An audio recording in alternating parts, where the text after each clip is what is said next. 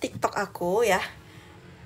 Semoga makin semangat ya teman-teman ya menjelang bulan Juni ya, karena bulan Juni itu udah mulai pembukaan CPNS. Mungkin nanti selanjutnya bakalan ada pembukaan P3K. Nah, jadi pembukanya CPNS dulu ya teman-teman ya, baru P3K. Dan juga ada teman-teman yang nanya nih, apakah kita bisa ikut CPNS dan P3K ya, seandainya jaga-jaga kalau CPNS nggak lulus bisa ikut P3K. Nggak bisa ya teman-teman ya, jadi dari BKN sendiri itu peraturannya udah ada, pilih salah satu ya, CPNS atau P3K kayak gitu. Kak Mama Dia semangat. Oke, semoga teman-teman yang lain juga tetap semangat ya teman-teman ya. Nah, ini dia, kita baru masuk ke soal pertama ya. Sambil menunggu teman-teman yang lain, boleh di tap-tap layarnya dan juga dibagiin, di-share link live TikTok aku ke sosmed kalian. Katanya nggak ada lagi formasi umum ya Kak. Itu masih isu ya, tapi untuk pastinya kita tungguin aja kabar resmi dari BKN ya. Soalnya dari BKN sendiri pun belum ada komentarin hal itu ya teman-temannya. Nanti silahkan dipantau aja dulu. Nah, jadi sambil memantau silahkan dipelajari aja dulu teman-teman ya, kayak gitu. Semoga masih ada, amin ya, kita harapannya juga masih ada ya. Semoga teman-teman supaya teman-teman yang lain ya, yang umum maupun khusus itu bisa ikut bergabung ke P3K ini teman-teman. Nah, ini dia soal nomor 1 ya, terkait yang ditanyakan, di manakah lokasi penyuntikan vitamin K? Apakah waktu ujian tahun lalu ada yang dapat soal ini, teman-teman? Kak Dharma masuk soal ini. Oke, yang lain gimana? Apakah ada dapat soal lokasi penyuntikan vitamin K? Ada ya, oke, rata-rata ada nih. Atau ada yang nggak dapat soal terkait lokasi penyuntikan vitamin K? Dapat ya, oke, rata-rata dapat nih. Nah, kira-kira lokasi penyuntikan vitamin K di mana? Dosisnya Kak ya, nanti dosisnya aku bahas sekalian ya di sini. Nah, untuk penyuntikan vitamin K ya, itu lokasinya ada di paha kiri, teman-teman ya, anterolateral paha kiri. Paha kiri depan ya, teman-teman ya. Jadi jawabannya adalah yang A. Nah, di sini adalah lokasi penyuntikan vitamin K yang benar, karena yang paha kanan nanti untuk yang HB0-nya teman-teman ya, seperti itu. Nah, untuk dosis ya, dosis vitamin K. Dosis vitamin K apabila berat badan bayinya itu BBL bayinya lahir di atas dari 2,5 kg, maka pemberiannya adalah 1 cc atau 1 mili teman-teman dosis pemberian VITK-nya. Tetapi kalau misalnya berat lahirnya itu kurang ya, kurang dari 2,5, itu pemberiannya adalah 0,5 mili VITK teman-teman, seperti itu ya. Jadi kalau lebih dari 2,5 kg itu pemberiannya ada 1 mili. Tapi kalau kurang dari 2,5 itu pemberiannya adalah 0,5 mili teman-teman. Biasanya ini untuk yang bayi-bayi BBLR ya, seperti itu. Nah, jadi untuk soal nomor 1 jawabannya adalah yang A. Silakan dicatat ya teman-teman ya dosisnya supaya nggak lupa lagi. Karena aku udah sering banget nih berulang kali memberitahukan dosis vitamin K ya. Oke, silahkan dicatat teman-teman ya, mau di screenshot juga boleh di screenshot. Silahkan di screenshot lagi untuk soal nomor 1 biar nanti kita nggak bolak-balik. Silahkan di screenshot untuk soal nomor 1 ya. Apakah sudah selesai screenshotnya? Kalau sudah selesai kita lanjut lagi ya ke soal nomor 2. Nah, kita lanjut lagi ke soal nomor 2. Oke, apakah tujuan dari penyuntikan vitamin K? Nah, tujuan penyuntikan vitamin K. Adakah tahun lalu yang dapat soal ini, teman-teman? Kurang dari 2,5 kilo, kakakku. Kurang dari 2,5 kilo itu pemberian VITK-nya 0,5 cc ya. Ada, oke, ada ya yang dapat tujuan penyuntikan vitamin K. Kemarin kalian jawabannya apa? Tujuan penyuntikan vitamin K tahun lalu kalian jawabannya apa, teman-teman? Ada yang nggak dapat juga ya, baik. Berarti beda orang beda-beda nih paketan soalnya. Tujuannya apa, teman-teman? Kalian jawab waktu ujian kemarin.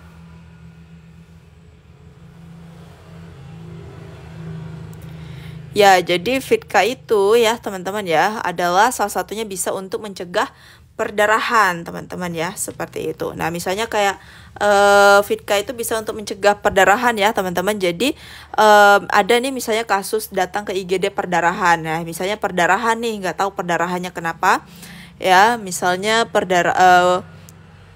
perdarahannya apa ya, kasus apa ya, ini kita di luar kasus kebidanan ya teman-teman ya. Misalnya dia luka kemudian darahnya nggak berhenti-berhenti, itu bisa dikasih asam tranexamat ya. Kemudian selain asmat juga bisa diganti dengan Fitka. Misalnya nggak ada Tranex ya, bisa diganti dengan vitamin K, karena vitamin K salah satunya adalah untuk mencegah terjadinya perdarahan atau untuk menghentikan perdarahan teman-teman bisa. Oke, jadi untuk soal nomor 2 jawabannya adalah yang B. Ya aku pikir malam gak dapat belajar live TikTok, lagi mau nyalain motor lihat live TikToknya kan. Nanti aku coba upload lagi ya rekaman ulangnya di YouTube ya teman-teman ya. Kalau misal semoga aja ini videonya gak bermasalah lagi waktu di upload, soalnya yang video sebelum-sebelumnya itu bermasalah teman-teman. Jadi ada 2 video yang gak bisa terupload ke YouTube, gak tahu kenapa, itu kena pelanggaran di YouTube-nya. Oke, untuk soal nomor 2 jawabannya adalah yang B. Kita lanjut lagi ke soal nomor 3. Nah, ini apakah penkes yang diberikan oleh bidan? Silahkan dijawab teman-teman untuk soal nomor 3. Kak, soal penalaran Kak. Oke teman-teman, sebelumnya aku mau nanya, soal-soal penalarannya ini itu contohnya kayak gimana ya gambarannya? Apakah yang ditanyakan terkait penkes atau bagaimana ini soal penalaran? Soal penalaran yang ditanyakan seperti penkes kah, kemudian konseling, edukasi, atau bagaimana Kakak Ilma?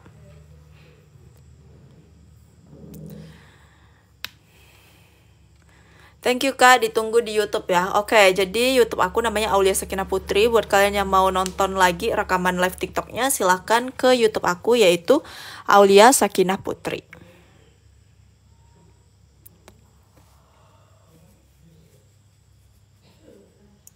Oke, jawaban terbanyak adalah yang B. Nah, kita baca ya, apakah penkes yang harus diberikan pada kasusnya ini. Kita baca dulu kasusnya. Seorang wanita ya datang bersama bayinya yang berusia 3 hari ke BPM untuk memeriksakan kondisi bayinya. Perempuan mengatakan bahwa anak tidak mau menyusu dan rewel. Hasil pemeriksaan TTV dalam batas normal, terdapat bercak putih pada lidah, langit-langit, dan pipi bagian dalam yang susah dibersihkan. Apakah penkesnya teman-teman? Oke, ini aku tanya dulu, diagnosisnya apa nih? Diagnosisnya apa? Diagnosisnya apa guys?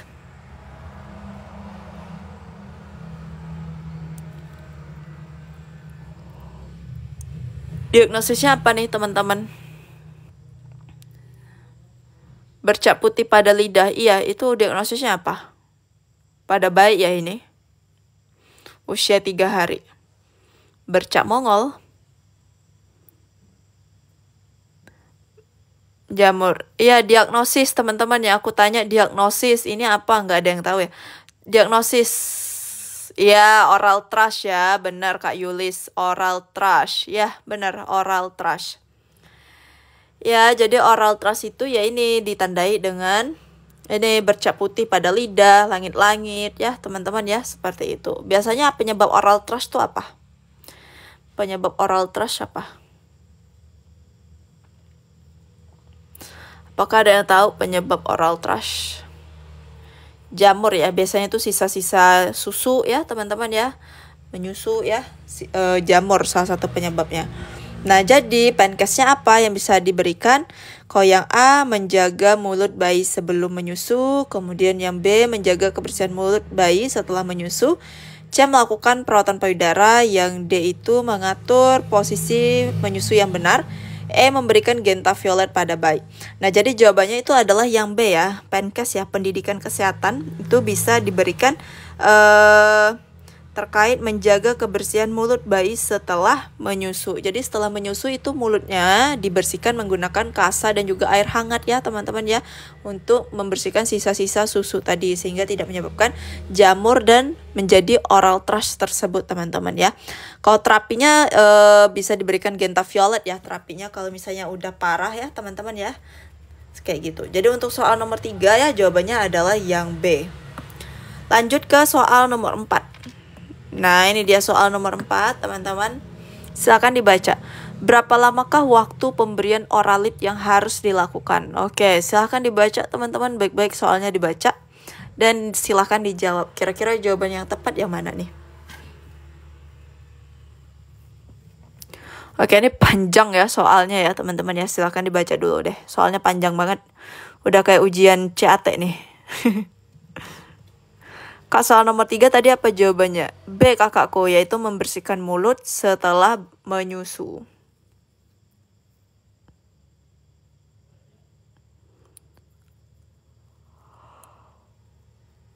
Oke, ada yang B. Ada yang B, ada yang B, rata-rata B nih. Ada yang D juga tadi ya. Oke, ini yang jawab B, yang jawab D. Ini memang tahu kah guys? Atau nebak-nebak nih? Apakah ada yang nebak-nebak jawabannya? Ada yang A juga ya? Oke. Apakah nebak-nebak nih?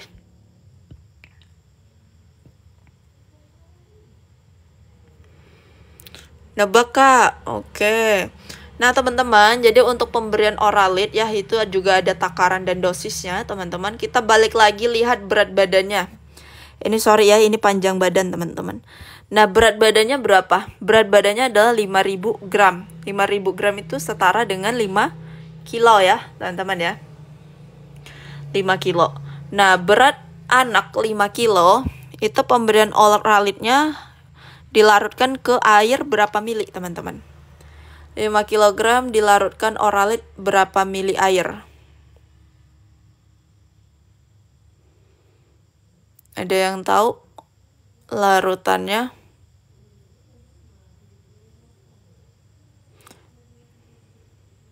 (200 atau 70 teman-teman? 200 atau 70?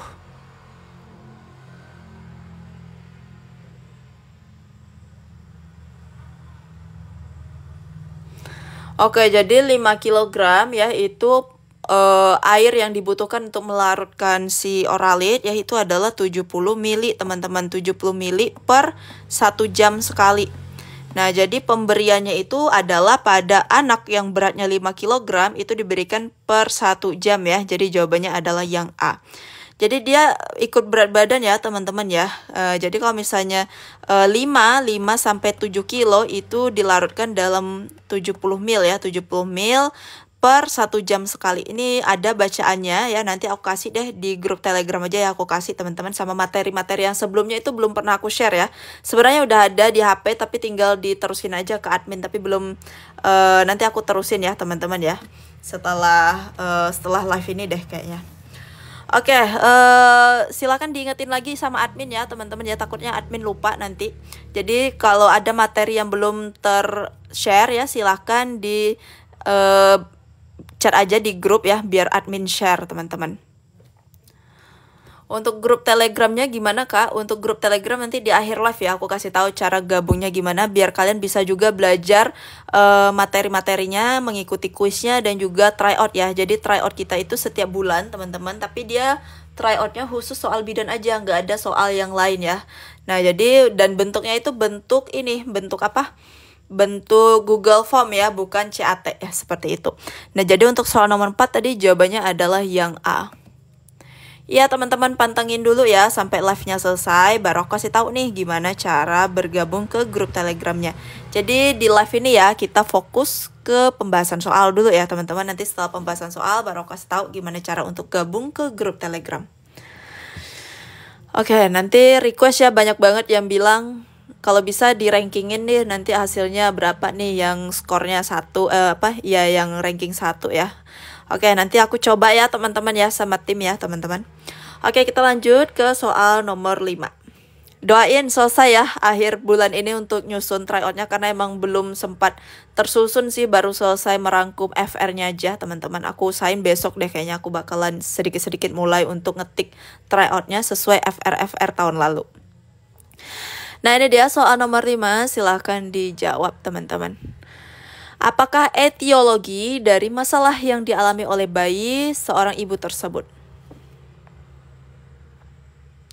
Kak nanti mau gabung ya, siap Kak Mira untuk gabung ke grup Telegram, silahkan ditonton sampai akhir ya, Kak Mira ya.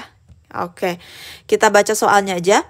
Seorang ibu ya, usia 26 tahun ke klinik dengan keluhan pada bayi yang sering mengeluarkan kembali ASI yang telah ditelankannya.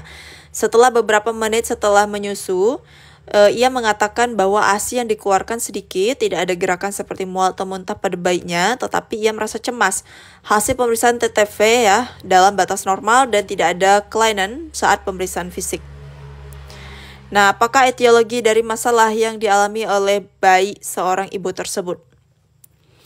Oke teman-teman, jawabannya apa? Adakah yang ujian tahun lalu dapat soal ini? Adakah yang dapat? Ada yang dapat nggak soal ujiannya? Kurang lebih seperti ini, ada yang dapat nggak? Tidak Kak, tidak. Oke. Rata-rata jawaban terbanyak dikirim adalah C ya. Kira-kira C atau E nih teman-teman. Kalau yang E itu katup antara lambung dan kerongkongan belum sempurna. Kira-kira mana yang benar nih? C atau E?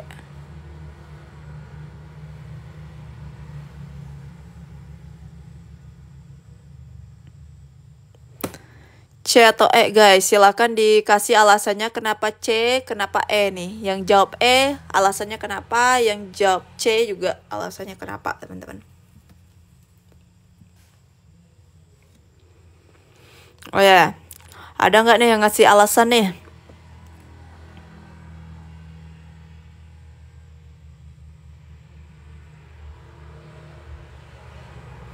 Kalau Kak Ayu bilang C jawabannya karena setelah dilakukan pemeriksaan fisik ternyata hasilnya normal.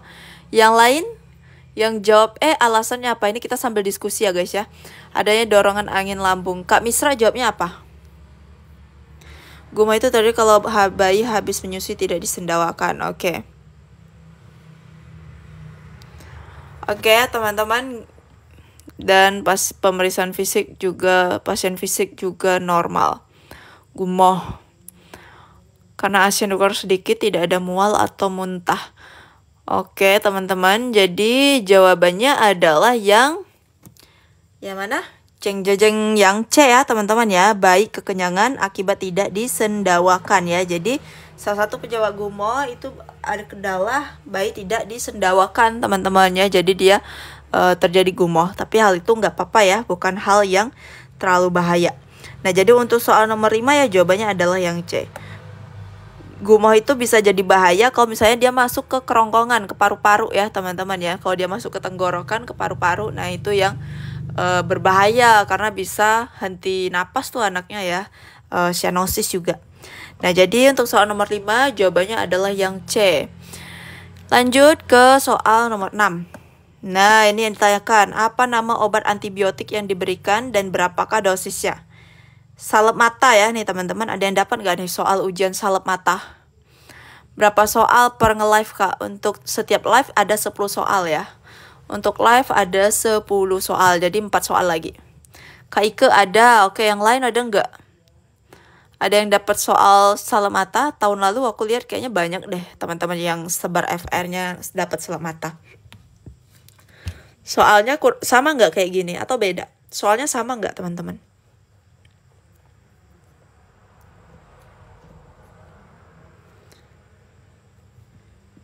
Apakah soalnya sama guys? Sama Kak, opsinya sama juga. Apakah opsinya ABC-nya mirip nggak?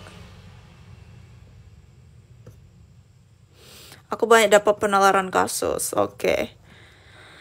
Nah, jadi teman-teman, berapakah apa obat untuk salep mata dan juga dosisnya? Nah, obatnya itu adalah tetrasiklin 1% ya. Jadi obatnya salep mata bayi itu adalah tetrasiklin 1%. Atau juga chloramphenicol ya, teman-teman sama aja. Nah, chloramphenicol 1% ya, itu sama dengan juga tetrasiklin. Oke, jadi untuk soal nomor 6 ya, jawabannya adalah yang B. Oke, next kita lanjut ke soal nomor 7. Nah, ini dia untuk soal nomor 7 pertanyaannya, kapan dilakukan pemotongan tali pusat ya? Kapan dilakukan pemotongan tali pusat setelah bayi baru lahir?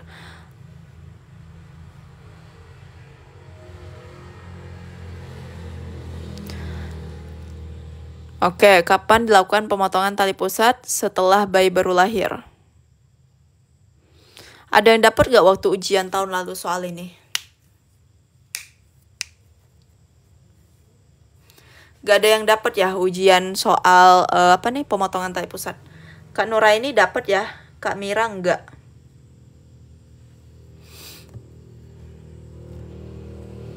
Oke, jawaban terbanyak ada yang dikirim adalah yang B. Kenapa pada jawab B nih? Kenapa 2 menit segera setelah lahir? Alasannya kenapa nih yang pilih B, teman-teman? Boleh dong komen-komen di kolom komentar.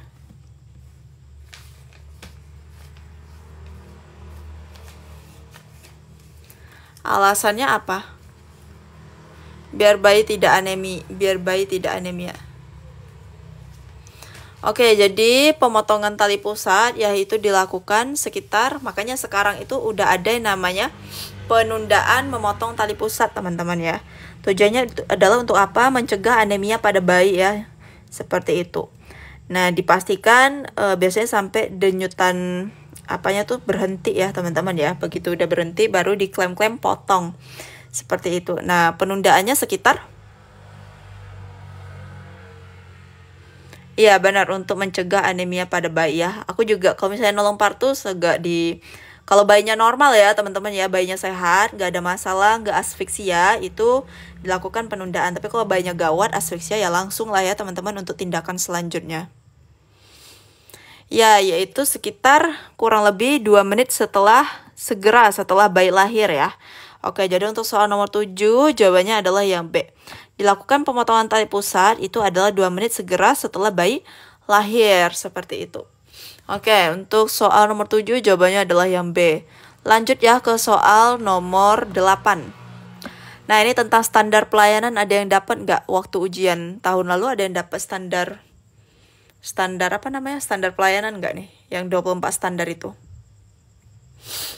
Kak, aku mau ikut gabung nanti ya di akhirnya live ya, aku kasih tahu gimana cara untuk gabungnya. Gak dapet, malah kebanyakan soal bidan komunitas. Oke, berarti ada yang lebih banyak soal bidan komunitas, ada yang banyak penalaran, ada yang kasus ya. Berarti setiap orang itu paketnya berbeda-beda. Jadi berdoalah kalian ya, semoga dapat paket soal yang benar-benar kalian kuasai semuanya. Oke, jadi ya standar pelayanan itu ada 24 standar, dan itu kalau dihafal nggak mampu teman-teman. Aku aja nggak hafal itu 24 standar ya, cuma ya dibaca-baca aja boleh deh.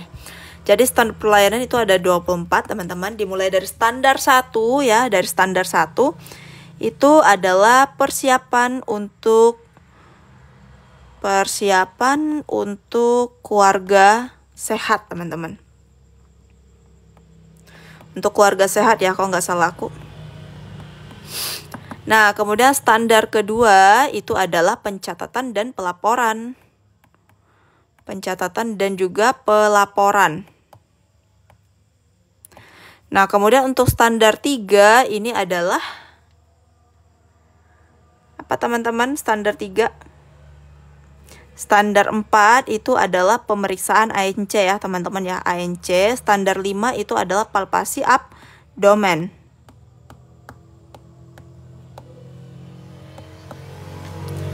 Nah, standar 3 itu adalah penyuluhan ya teman-teman ya. Penyuluhan untuk pemeriksaan kehamilan teman-teman. Koreksi kalau aku salah ya, soalnya aku lupa ingat juga nih tentang standar pelayanan.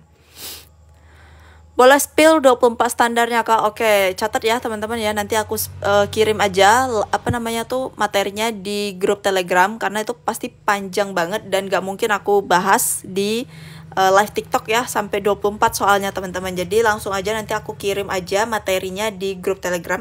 Dan buat kalian yang udah bergabung ke grup Telegram ya, silahkan dipantengin terus dan diingatin adminnya ya, supaya dikirimin ini materi-materi yang belum terkirim. Kemudian untuk yang teman-teman belum bergabung, nanti silahkan bergabung ke grup Telegram aku ya. Nanti di akhir live aku kasih tahu gimana cara untuk gabungnya. Nah, jadi di sini teman-teman kita baca dulu pertanyaannya.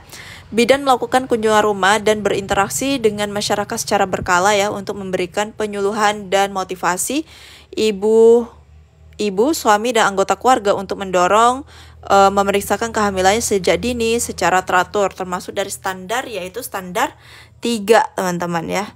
Standar 3. Kalau standar 4 tadi melakukan pemeriksaan ANC teman-teman ya. Pencatatan dan persiapan dan pemeriksaan ANC ya kalau yang standar 4.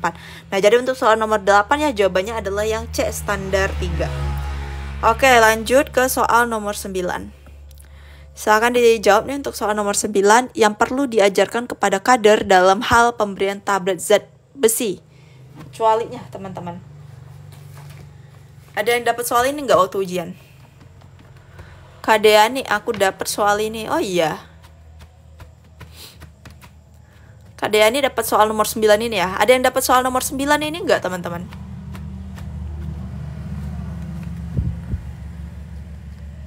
Ada yang dapat soal nomor 9? Nggak ada ya? Nggak ada yang dapat ya? Jawaban terbanyak adalah yang B ya. Tidak Kak? Oke. Nomor 8 nanti aku ini ya. Nomor 8 nanti aku ulang lagi. Nah, jadi yang tidak termasuk, yang tidak perlu diajarkan kepada kader dalam hal pemberian tablet FE itu adalah jelas yang B ya. Pada siapa obat-obatan tersebut dapat diminta, ya ini bukan urusan kader ya teman-teman ya. Nah, jadi untuk soal nomor 9 ya jawabannya adalah yang B teman-teman, yang tidak termasuk. Oke, kita next ke soal yang terakhir nih, soal nomor 10. Siap-siap untuk bergabung, cara bergabung ke grup Telegram ya. Oke, lanjut ke soal yang terakhir, soal nomor 10. Yang perlu diajarkan kepada kader dalam pemberian kapsul vitamin A kecuali. Kak, yang standar tadi kirim ke grup pembahasannya ya Kak. Oke, siap Kak Rizka. Nanti teman-teman yang di grup ya silahkan diingatin kembali admin untuk kirim beberapa materi yang belum sempat terkirim ya. Apakah tadi jawaban nomor 9 tadi jawabannya adalah yang B guys. Oke, soal nomor 10 jawaban terbanyak adalah yang E. Yang tidak perlu diajarkan kepada kader dalam pemberian kapsul vitamin A. Kenapa nih? Rata-rata jawabannya adalah yang E. Alasannya apa teman-teman? Alasannya apa memilih E? Oke, apakah alasannya memilih E? Boleh di komen-komen ya, kita sambil diskusi juga di sini. Ayo teman-teman, kira-kira apa nih? Bukan tugas kader. Oke, jadi tugas siapa dong? Jadi tugas siapa nih?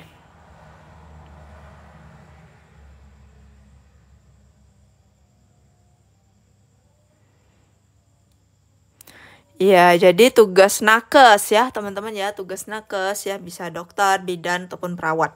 Nah, jadi yang perlu diajarkan dalam kepada kader ya dalam pemberian vitamin A itu yang tidak termasuk adalah yang E ya, yaitu cara penanganan pada ibu bersalin yang terserang penyakit akibat defisiensi vitamin A. Nah, ini tugasnya nakes teman-teman ya, tugasnya nakes seperti itu. Jadi untuk soal nomor 10 jawabannya adalah yang E. Ini kira-kira kalian benar berapa nih? Benar berapa dari 10 soal guys? Benar berapa? Nah, jadi teman-teman ya yang buat mau bergabung ke grup Telegram, silahkan di follow akun Instagramnya Lolos ASN ya. Dan khusus malam ini teman-teman lagi-lagi aku tetap kasih kalian promo potongan 20.000 ya, supaya kalian tetap bisa terjangkau sama kalian dan juga bisa belajar bareng aku teman-teman. Nah, jadi untuk gabung ke grup Telegramnya, kalian silahkan order aja ini ebook PPK yang tahun 2024 karena sudah include dengan grup Telegramnya. Dan untuk dapetin potongan 20.000, kalian silahkan follow akun Instagramnya Lolos ASN ya teman-teman. Kemudian kalau kalian mau order silahkan klik link WhatsApp message di sini ya. Ini WA-nya admin, nanti bakalan dibahas oleh admin satu persatu. Dan promo hanya berlaku sampai malam ini aja jam 12 malam. Lewat dari jam 12 malam kita kembali ke harga normal. Dan buat kalian yang misalnya mau bertanya-tanya,